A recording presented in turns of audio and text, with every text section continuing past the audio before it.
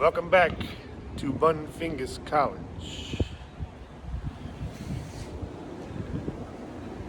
So, this is a violin, and the top of it is made of a kind of a wood called spruce. And we'll go walk closer to it, but there's a pointy tree between two benches over there. You see the pointy tree between the two benches? That's a spruce tree. In the back of this violin is maple. And this one right here is a maple. And that one over there is a maple.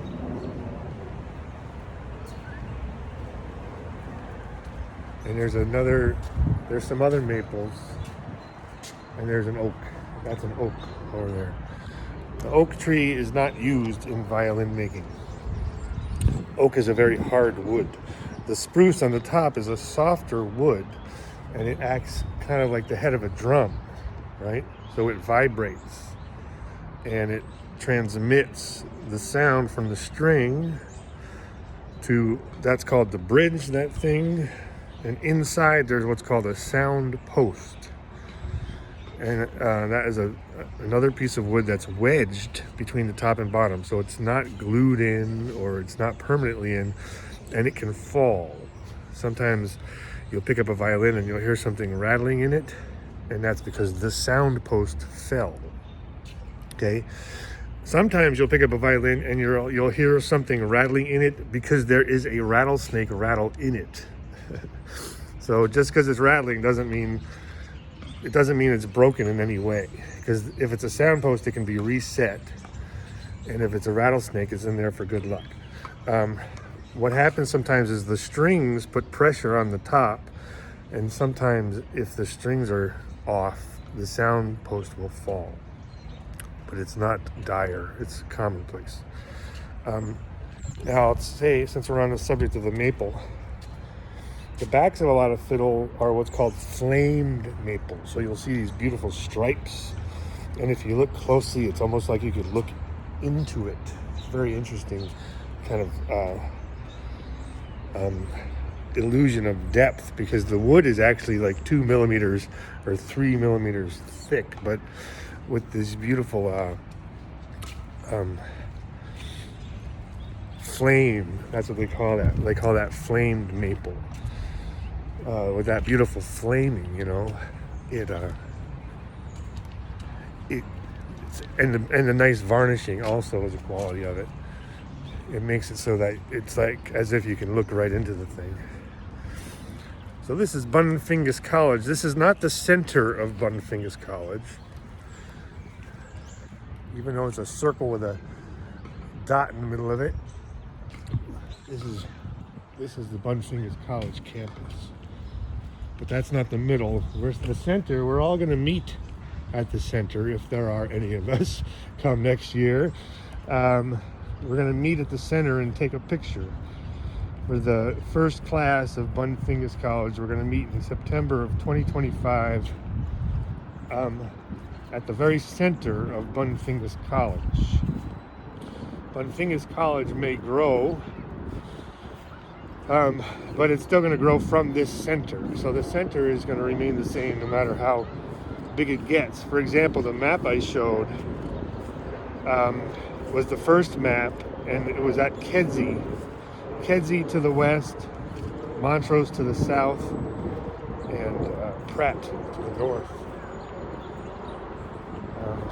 But then I wonder where it will grow from there. So anyway, here's my spruce trees, and here's my spruce and the violin. And I just feel like I'm going to try to go a little more advanced today, because I'm getting sick of this page 1 I've been on forever. And I'm hoping somebody will follow along. So I'm going to talk in a little more advanced setting now. So these two twin trees are spruce trees. And top of this is made of spruce. And this violin was made in 2003. So possibly from spruce trees like that were alive not that long ago. But the advanced stuff I wanted to talk about is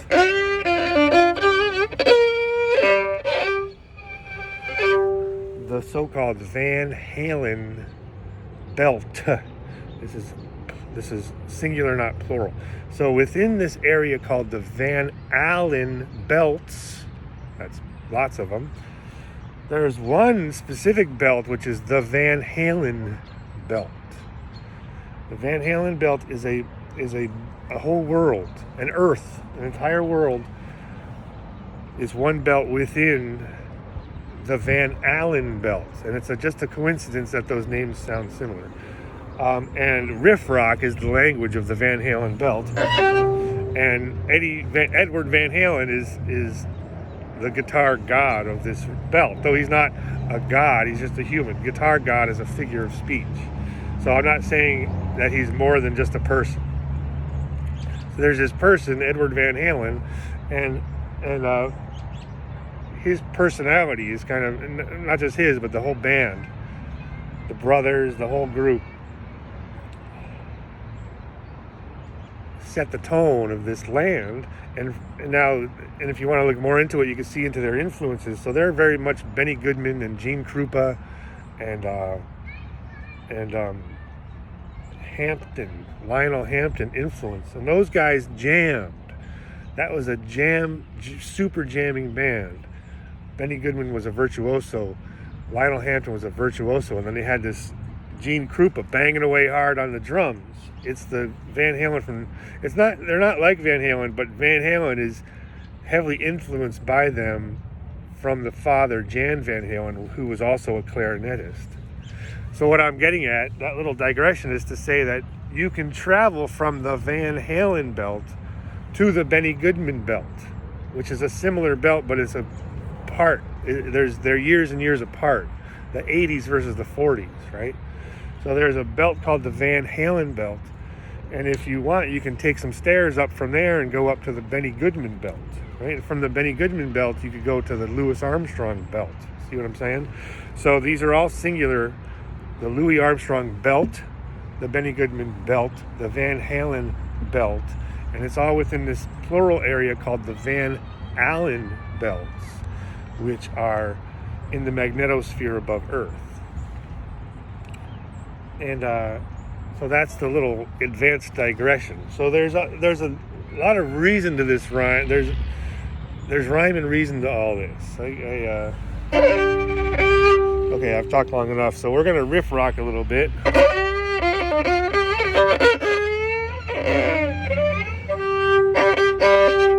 And that'll be the little riff for tonight. And